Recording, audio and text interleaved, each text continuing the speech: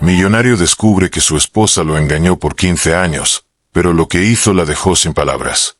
Ricardo Montero nunca olvidaría ese martes por la tarde. Acababa de regresar de un viaje de negocios a Dubái, 3 días antes de lo planeado, cuando su mundo se derrumbó en cuestión de segundos. Al abrir la puerta de su mansión en las afueras de la ciudad, escuchó risas provenientes del segundo piso. Risas que conocía demasiado bien. La de su esposa Valeria, con quien llevaba casado 15 años, y otra voz masculina que le resultaba extrañamente familiar. Con el corazón latiendo desbocado, subió las escaleras silenciosamente. Cada paso era una eternidad. Sus manos temblaban mientras se acercaba a la habitación principal. La puerta estaba entreabierta. Lo que vio a través de esa rendija lo paralizó. Valeria estaba en la cama con Andrés Villamil, su mejor amigo desde la universidad, el padrino de su hija, el hombre que había estado en cada momento importante de su vida durante los últimos 20 años. No gritó. No entró como un huracán. Ricardo simplemente sacó su teléfono y grabó durante 30 segundos. Luego, con una calma que él mismo no entendía, bajó las escaleras, salió de la casa y se subió a su auto. Condujo sin rumbo durante horas, las lágrimas nublando su visión, el volante apretado entre sus manos hasta que los nudillos se pusieron blancos. 15 años.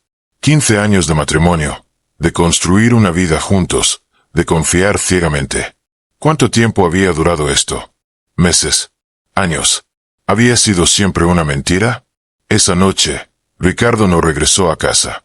Se registró en un hotel bajo un nombre falso y pasó la noche en vela, mirando el techo, repasando cada momento de su matrimonio. Las señales que había ignorado. Las veces que Valeria había salido con amigas. Los viajes de negocios de Andrés que coincidían con sus propias ausencias. Las miradas que ahora, en retrospectiva, parecían cargadas de significado. Se sentía como un idiota, un tonto que había estado ciego ante lo obvio. Pero mientras la rabia y el dolor lo consumían, algo más comenzó a crecer dentro de él. Una determinación fría y calculada. Ricardo Montero no había llegado a ser uno de los empresarios más exitosos del país, siendo impulsivo o emocional. Había construido su imperio con paciencia, estrategia y visión a largo plazo. Y si algo le había enseñado el mundo de los negocios era que la venganza se sirve mejor fría, pero la justicia requiere precisión quirúrgica. Al amanecer, con los ojos rojos pero la mente clara, Ricardo tomó una decisión. No haría un escándalo. No confrontaría a Valeria de inmediato. No destruiría a Andrés en un arranque de furia. No, lo que tenía en mente era mucho más elaborado, mucho más devastador, y completamente legal. Iba a demostrarles que subestimar su inteligencia había sido el error más grande de sus vidas. Llamó a su abogado, a su contador, y a un investigador privado. La guerra acababa de comenzar, pero ellos ni siquiera sabían que estaban en el campo de batalla. Durante las siguientes 2 semanas, Ricardo se convirtió en un actor consumado. Regresó a casa esa mañana actuando como si nada hubiera pasado, disculpándose por no haber avisado que se quedaría en un hotel porque había llegado muy tarde y no quería despertar a Valeria. Ella lo recibió con un beso en la mejilla y una sonrisa que ahora le parecía venenosa. Le preguntó por su viaje, le sirvió café. Actuó como la esposa perfecta que había sido durante 15 años. O al menos, como la esposa perfecta que él había creído que era. Mientras tanto, el investigador privado que había contratado, un ex agente de inteligencia llamado Marcos Sandoval, estaba desentrañando la verdad. Y lo que descubrió fue mucho peor de lo que Ricardo había imaginado. La aventura no había durado meses. Había durado casi todo el matrimonio. 14 años, para ser exactos. Había comenzado apenas un año después de la boda, en un viaje que Ricardo había tenido que cancelar a último minuto. Andrés había consolado a Valeria, y desde entonces, nunca se habían detenido. Marcos le presentó un informe detallado con fechas, lugares, fotografías tomadas a lo largo de los años por diversos medios, cámaras de seguridad de hoteles, registros de vuelos, recibos de restaurantes y hoteles de lujo. Todo pagado, irónicamente, con las tarjetas de crédito adicionales que Ricardo mismo había dado a Andrés como gesto de amistad para emergencias. La ironía era tan amarga que Ricardo casi se rió. Había estado financiando su propia traición. Pero lo que más le dolió fue descubrir que todos lo sabían. Bueno, no todos, pero muchos. Algunos amigos cercanos habían visto a Valeria y Andrés juntos en situaciones comprometedoras. Nadie le había dicho nada. Algunos por cobardía, otros por no querer meterse en problemas, y otros porque, francamente, no les importaba. Ricardo se dio cuenta de que no solo había perdido a su esposa y a su mejor amigo, sino que también había perdido la fe en la humanidad que lo rodeaba. El investigador también descubrió algo más. Valeria y Andrés habían estado planeando dejar a Ricardo. No por amor o por querer estar juntos abiertamente, sino por algo mucho más mundano y cruel: dinero. Andrés, quien siempre había vivido por encima de sus posibilidades, estaba al borde de la bancarrota. Tenía deudas de juego por millones, inversiones fallidas y una adicción al póker que había ocultado exitosamente durante años. El plan era simple pero despiadado. Valeria se divorciaría de Ricardo, obtendría la mitad de su fortuna según las leyes matrimoniales del país, y luego ella y Andrés desaparecerían juntos, probablemente a algún país sin tratado de extradición. Ricardo leyó el informe 3 veces, asimilando cada detalle. La traición ya no era solo emocional, era financiera, era premeditada, era calculada. Habían convertido su vida en un juego, y él era la pieza que planeaban sacrificar. Pero lo que Valeria y Andrés no sabían era que Ricardo Montero era un maestro del ajedrez. Y en este juego, él llevaba ventaja. Ellos no sabían que él sabía. Esa noche, mientras Valeria dormía a su lado, Ricardo sonrió en la oscuridad. No era una sonrisa de alegría, sino de determinación. El jaque mate se acercaba. Ricardo comenzó a mover sus piezas con la precisión de un cirujano. Su primer movimiento fue con sus activos. Llamó a su equipo de abogados y contadores, un grupo de élite que había trabajado con él durante años, y les dio instrucciones muy específicas. Todo debía hacerse dentro de la legalidad absoluta, sin ningún atajo que pudiera comprometer su posición. Comenzó a transferir activos a empresas offshore completamente legales, a reestructurar su imperio empresarial de manera que sus posesiones personales se minimizaran en papel, mientras que su patrimonio real permanecía intacto pero protegido. Creó un fideicomiso irrevocable para su hija Emma, de 14 años, asegurándose de que su educación y futuro estuvieran protegidos sin importar lo que pasara. Esto no era solo estrategia, era amor paternal. Emma era lo único puro que había salido de este matrimonio, y Ricardo no permitiría que la guerra entre adultos la afectara financieramente. El fideicomiso estaba diseñado de tal manera que ni Valeria ni nadie más podría tocarlo. Emma tendría acceso a él cuando cumpliera 25 años, con distribuciones anuales para educación y necesidades básicas antes de esa fecha. Simultáneamente, Ricardo comenzó a documentar todo. Instaló cámaras de seguridad ocultas en la casa, con el asesoramiento legal adecuado para asegurarse de que fueran admisibles en corte. Contrató a un equipo de contadores forenses para rastrear cada centavo que Valeria había gastado durante el matrimonio. Lo que descubrieron fue asombroso. Más de $2 millones en gastos personales a lo largo de los años que no podía explicar con su estilo de vida aparente. Hoteles de lujo, vuelos de primera clase, joyas costosas que nunca usaba en casa, todo comprado para sus encuentros con Andrés. Pero Ricardo no se detuvo ahí. Investigó a fondo las finanzas de Andrés y descubrió que la situación era aún peor de lo que pensaba. Andrés no solo debía dinero a bancos y prestamistas legítimos, sino también a personas peligrosas en el mundo del juego clandestino. Había firmado pagarés por cantidades obscenas, había hipotecado propiedades que ni siquiera poseía completamente, y había utilizado el nombre y la reputación de Ricardo como garantía implícita en algunos de estos tratos, asumiendo que su mejor amigo lo respaldaría si algo salía mal. Ricardo también descubrió algo que le dio una idea brillante. Andrés había convencido a Valeria de que tenía tanto dinero como él, que eran socios iguales en su relación.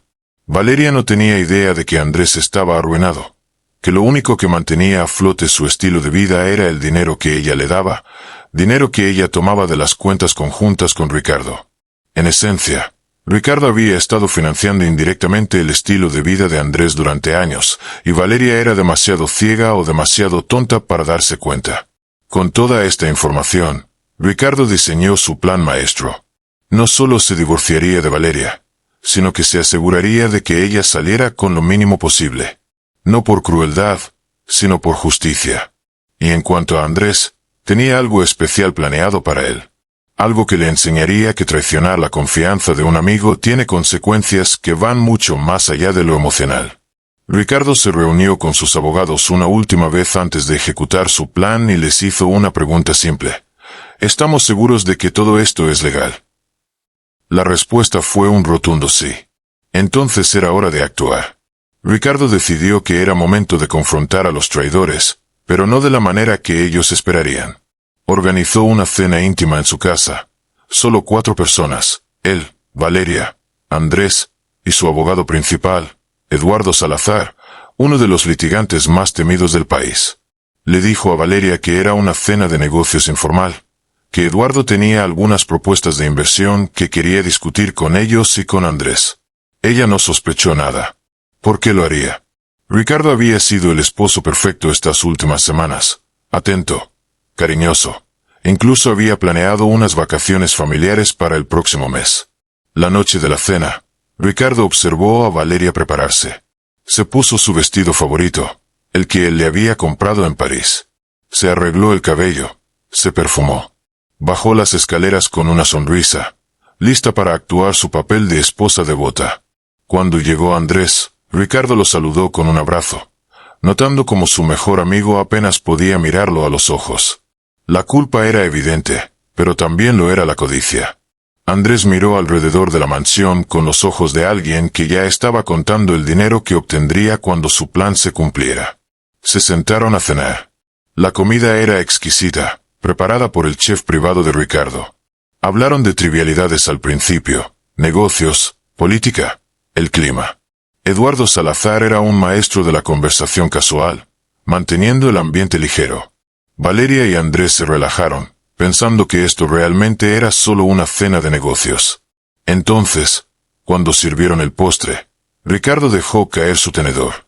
El sonido del metal contra la porcelana resonó en el comedor como un disparo. Valeria, Andrés, comenzó Ricardo con voz calmada. Los he reunido esta noche porque tengo algo que anunciar. Valeria lo miró con curiosidad. Andrés con ligera tensión. Eduardo permaneció impasible, sus ojos fríos como el acero. Verán, hace 3 semanas descubrí algo interesante. Descubrí que mi esposa y mi mejor amigo han estado teniendo una aventura durante 14 años. El silencio que siguió fue ensordecedor. El color desapareció del rostro de Valeria. Andrés se quedó congelado, su copa de vino a medio camino de sus labios. Ricardo, comenzó Valeria, pero él levantó una mano para silenciarla. No he terminado, dijo con una calma que contrastaba brutalmente con el contenido de sus palabras. También descubrí que han estado planeando divorciarse de mí, tomar la mitad de mi fortuna y desaparecer juntos. Un plan bastante sólido, debo admitir, excepto por un pequeño detalle. Ricardo sacó un folder de debajo de la mesa y lo abrió frente a ellos. Olvidaron considerar que yo soy muy bueno en lo que hago. El folder contenía fotografías, cientos de ellas. Valeria y Andrés en hoteles, en restaurantes, entrando y saliendo de apartamentos. Había registros de llamadas, mensajes de texto recuperados, correos electrónicos. Todo meticulosamente organizado y fechado. Andrés intentó levantarse, pero Eduardo Salazar habló por primera vez esa noche. Yo me quedaría sentado si fuera usted, señor Villamil. Esto recién comienza. La autoridad en su voz hizo que Andrés volviera a caer en su silla como si le hubieran cortado las piernas. Ricardo continuó, su voz nunca perdiendo ese tono de calma controlada que era más aterrador que cualquier grito. Valeria, durante nuestro matrimonio, has gastado aproximadamente $2.300.000 en tu aventura con Andrés. Hoteles, vuelos, regalos. Todo documentado. Según las leyes de nuestro país, eso constituye disipación de activos maritales, lo que significa que no solo no obtendrás la mitad de mi fortuna en el divorcio, sino que técnicamente me debes dinero. Valeria estaba pálida. Sus manos temblaban visiblemente. Pero eso es solo el comienzo, agregó Ricardo. Se volvió hacia Andrés. ¿Y tú? mi querido amigo. Descubrí algo fascinante sobre tus finanzas. O más bien, sobre tu completa falta de ellas. Debes $7 millones a varios acreedores. 3 millones a bancos, 2 millones a prestamistas privados, y 2 millones más a algunas personas muy desagradables del mundo del juego clandestino. Has estado viviendo con el dinero que Valeria tomaba de nuestras cuentas conjuntas. En esencia, yo he estado financiando tu estilo de vida mientras te acostabas con mi esposa. La ironía es casi poética. Andrés finalmente encontró su voz. Ricardo, hermano, déjame explicarte. No soy tu hermano, cortó Ricardo, su voz súbitamente fría como el hielo. Un hermano no traiciona así. Un hermano no miente. Un hermano no roba. Porque eso es lo que has hecho, Andrés. No solo me robaste a mi esposa, me robaste años de mi vida, mi confianza, mi amistad. Pero lo más interesante es lo que le robaste a Valeria. Esto captó la atención de Valeria, que miró a Andrés con confusión. Valeria, continuó Ricardo, ¿sabías que Andrés está en bancarrota? ¿Que todo ese dinero que gastaste en él, todos esos regalos que le compraste, fueron directamente a pagar sus deudas de juego? ¿Sabías que te estaba usando para mantenerse a flote mientras planeaba dejarte tan pronto como obtuviera mi dinero a través del divorcio? Las lágrimas comenzaron a rodar por las mejillas de Valeria mientras miraba a Andrés con horror creciente. No es cierto, susurró, pero incluso ella podía ver la verdad en el rostro de Andrés. Oh, pero hay más, dijo Ricardo, casi disfrutando el momento. Eduardo Salazar sacó otro folder, este mucho más grueso. Estos son correos electrónicos entre Andrés y una mujer llamada Sofía Ramírez, su verdadera novia, con quien ha estado durante los últimos 3 años. Vive en Miami. Él la visita cada vez que supuestamente está en viajes de negocios. Ella no sabe nada de ti, Valeria. Creía que Andrés era un empresario exitoso y soltero. De hecho, Ricardo sacó su teléfono. Está esperando su llamada ahora mismo. Andrés le prometió que pronto se casaría con ella, una vez que resolviera algunos asuntos financieros aquí. El mundo de Valeria se derrumbó. No solo había sido una tonta engañando a su esposo, sino que ella misma había sido engañada durante años. Había arriesgado todo, su matrimonio, su familia, su reputación, por un hombre que nunca la había amado realmente, que solo la había usado como una fuente de dinero. Las lágrimas se convirtieron en sollozos. Andrés intentó hablar, negar, explicar, pero las palabras se le atascaban en la garganta. La verdad era demasiado obvia, demasiado documentada, demasiado devastadora. Ahora, dijo Ricardo, recuperando la atención de ambos, hablemos de lo que va a pasar a continuación. Eduardo Salazar abrió su maletín y sacó varios documentos. Valeria, estos son los papeles de divorcio. Ya están preparados. Firmarás una renuncia a cualquier reclamo sobre mis activos, excepto por una pensión mensual de $5,000 hasta que Emma cumpla 18 años. Después de eso, nada. También renunciarás a la custodia compartida de Emma. Yo tendré la custodia completa. Tú tendrás visitas supervisadas una vez por semana. No puedes hacer eso, protestó Valeria débilmente. Claro que puedo, respondió Ricardo. Y lo haré. Porque si decides pelear esto en corte, presentaré todas estas evidencias. Las fotos, los gastos, todo. No solo perderás de todas formas, sino que tu reputación quedará destruida públicamente. Tus padres, tus amigos, todos sabrán lo que hiciste. Emma sabrá los detalles sórdidos de cómo su madre traicionó a su padre durante casi toda su vida. Eso es lo que quieres. Valeria negó con la cabeza, derrotada. Tomó la pluma que Eduardo le ofrecía y firmó con mano temblorosa. Luego Ricardo se volvió hacia Andrés. En cuanto a ti, tengo una propuesta diferente. Verás, compré tus deudas. Todas ellas. Los bancos estaban más que felices de venderme tus pagarés con descuento. Los prestamistas privados también estaban encantados de deshacerse de un deudor problemático. Y en cuanto a las personas peligrosas del mundo del juego, bueno, resulta que tengo conexiones que ellos respetan. Así que ahora, Andrés, me debes $7 millones. A mí. El rostro de Andrés pasó del blanco al verde. Pero yo no tengo. Exactamente, interrumpió Ricardo. No tienes nada. Así que esto es lo que va a pasar. Tienes dos opciones. Opción 1. Declaras bancarrota personal, pierdes todo lo que posees, y pasas los próximos años lidiando con el proceso legal mientras yo me aseguro de que cada puerta de negocio se te cierre en la cara. Tu reputación quedará arruinada. Nadie en esta ciudad, en este país, hará negocios contigo. Y Sofía, tu novia en Miami, recibirá un paquete completo de información sobre tu verdadera situación financiera y tus actividades aquí. Opción 2. Continuó Ricardo. Trabajas para mí.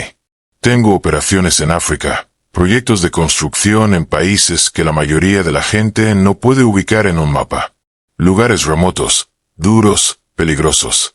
Trabajarás allí durante los próximos 10 años, ganando un salario modesto del cual el 80% irá directamente a pagar tu deuda conmigo.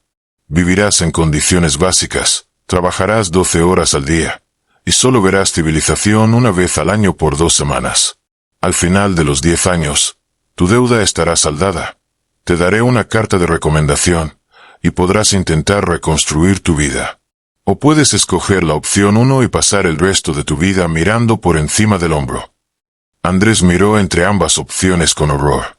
Eso es esclavitud moderna, susurró. No, corrigió Eduardo Salazar. Es un contrato de empleo completamente legal y voluntario con términos específicos de pago de deuda. Cientos de miles de personas en el mundo tienen arreglos similares. La diferencia es que tú tienes la opción de rechazarlo. Pero deberías saber que las personas a quienes Ricardo les compró tus deudas de juego no son tan pacientes como él. Si escoges la bancarrota, ellos aún creerán que les debes dinero. Y ellos no aceptan la bancarrota como excusa. La amenaza implícita flotó en el aire. Andrés, con las manos temblando, firmó el contrato de empleo. Después de que Andrés y Valeria se fueran, cada uno cargando el peso de sus consecuencias, Ricardo se quedó solo en su comedor con Eduardo. ¿Sabes qué es lo más triste de todo esto?, preguntó Ricardo, su voz finalmente mostrando emoción. No es la traición. No es el engaño. Es darme cuenta de que construí mi vida sobre una mentira. Que la mujer que amaba nunca existió realmente. Que el amigo en quien confiaba era solo una ilusión. Eduardo asintió comprensivamente. Has hecho lo correcto, Ricardo. No muchos hombres tendrían tu fortaleza. Pero esa noche, solo en su enorme mansión, Ricardo lloró. Lloró por los 15 años perdidos. Lloró por la inocencia de su hija que se vería afectada por esto. Lloró por el hombre que había sido, el que confiaba ciegamente, el que creía en el amor verdadero y la amistad eterna. Ese hombre había muerto. En su lugar había quedado alguien más sabio, más fuerte, pero también más cínico. Se preguntó si valía la pena, si la venganza realmente traía paz o solo perpetuaba el dolor. A la mañana siguiente, Emma tocó a su puerta. Su hija de 14 años, con sus ojos brillantes e inteligentes, entró y se sentó en el borde de su cama. «Papá, escuché gritos anoche. ¿Qué está pasando?» Ricardo había preparado este momento, pero aún así era desgarrador. Con cuidado, con amor, le explicó una versión suavizada de la verdad. Que él y su madre se estaban separando, que a veces los adultos cometen errores, que esto no era su culpa y que ambos la amaban. Emma lo escuchó en silencio, profesando. Luego preguntó algo que lo tomó por sorpresa. «¿Es por el tío Andrés?» Ricardo se congeló. «¿Qué quieres decir?» Emma suspiró, mostrando una madurez más allá de sus años. «Papá, no soy ciega. He visto cómo se miran. He visto los mensajes en el teléfono de mamá cuando lo deja sin bloquear. No soy tonta». Ricardo sintió como si le hubieran dado un puñetazo en el estómago. Su hija había sabido, o al menos sospechado, y había cargado con ese peso sola. «Emma, comenzó, pero ella lo abrazó. «Está bien, papá. Sé que hiciste lo que tenías que hacer. Y quiero que sepas que yo escojo quedarme contigo. No porque la corte lo diga, sino porque tú siempre has estado ahí. Mamá escogió otra cosa». En ese momento, Ricardo se dio cuenta de que su hija no era una niña. Era una joven mujer con claridad moral y fortaleza emocional. Y se dio cuenta de algo más. Había ganado la batalla legal, había ejecutado su venganza perfecta, pero lo más importante que había salvado era la relación con su hija. Eso era lo único que realmente importaba. Los siguientes meses fueron difíciles. El divorcio se procesó rápidamente gracias a los documentos firmados.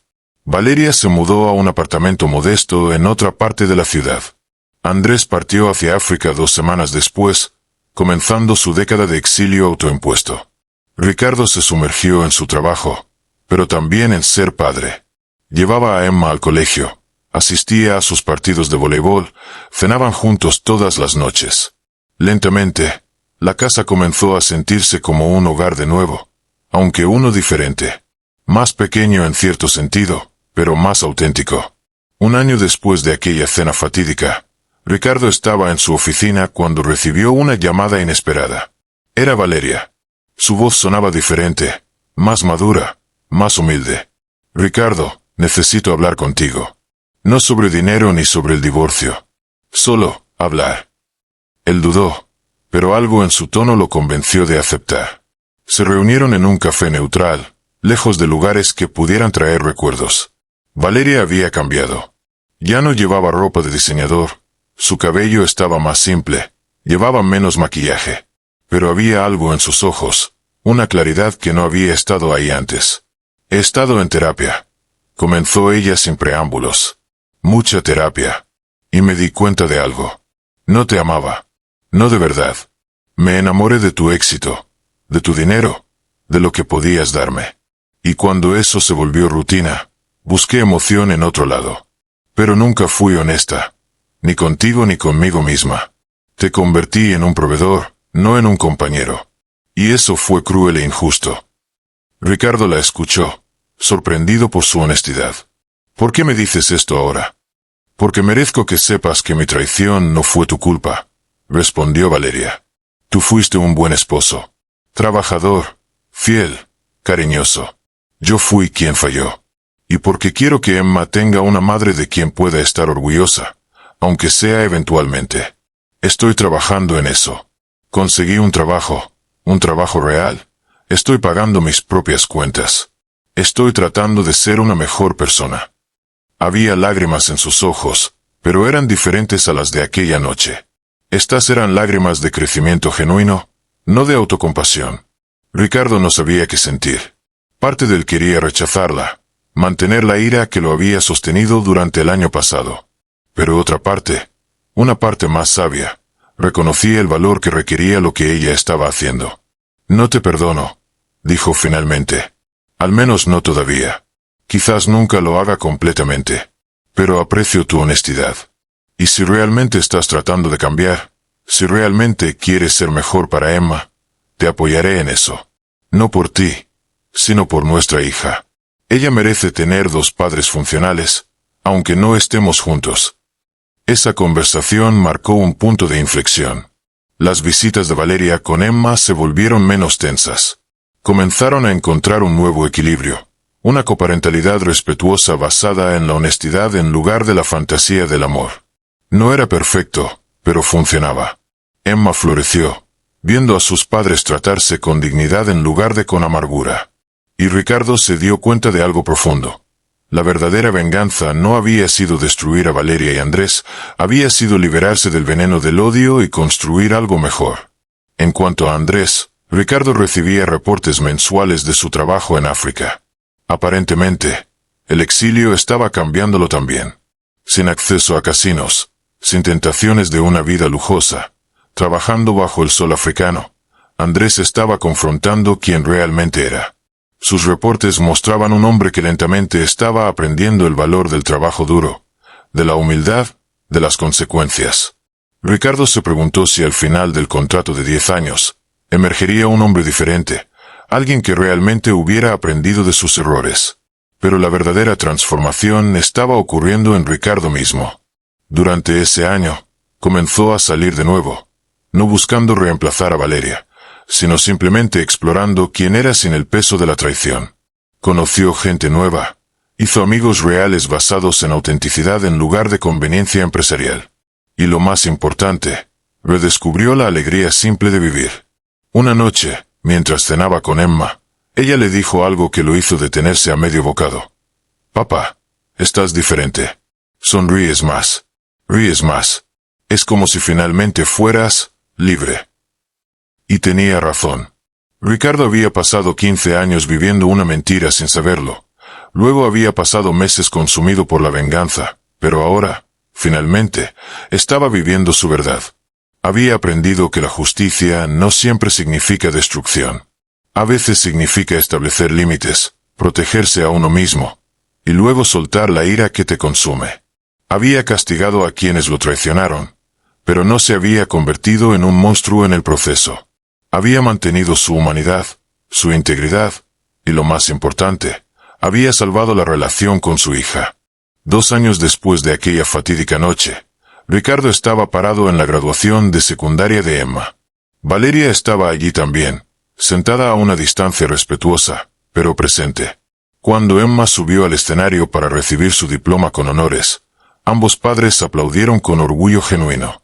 Después de la ceremonia, Emma se acercó a Ricardo y le susurró: «Gracias, papá, por no convertir nuestra familia en una guerra, por enseñarme que se puede ser fuerte sin ser cruel». En ese momento, Ricardo supo que había hecho lo correcto. Esa noche, solo en su casa, Ricardo reflexionó sobre todo lo que había pasado. Sí, había sido traicionado. Sí, había perdido 15 años con una mentira. Pero también había ganado algo invaluable: claridad. Sabía quién era, qué valoraba, y qué tipo de vida quería vivir. Había aprendido que el amor real no es ciego, es consciente. Que la confianza se debe ganar, no regalarse. Que la venganza puede ser satisfactoria, pero la paz es más valiosa. Y lo más importante, había aprendido que la verdadera fortaleza no está en cuánto puedes destruir a quienes te lastiman, sino en cuánta dignidad puedes mantener mientras te defiendes. Ricardo Montero había comenzado como un hombre traicionado. Había atravesado el fuego de la ira y la venganza, y había emergido del otro lado como alguien más sabio, más fuerte, y paradójicamente, más capaz de amar. Porque ahora sabía que el próximo amor que encontrara sería con los ojos abiertos, con el corazón protegido pero no cerrado, con la esperanza templada por la experiencia. La historia de Ricardo no terminó con la destrucción de quienes lo traicionaron. Terminó con su propia reconstrucción. Y mientras miraba hacia el futuro, con Emma a su lado, con su imperio empresarial más fuerte que nunca, y con su corazón finalmente en paz, Ricardo sonrió. Porque había descubierto que la mejor venganza no es hacer sufrir a otros, es negarse a dejar que el sufrimiento que te causaron defina quién eres. Es levantarse, reconstruirse, y demostrar que eres mucho más que la peor cosa que alguien te haya hecho. Eso es lo que la dejó sin palabras, no su ira, sino su capacidad de seguir adelante con gracia, dignidad y esperanza.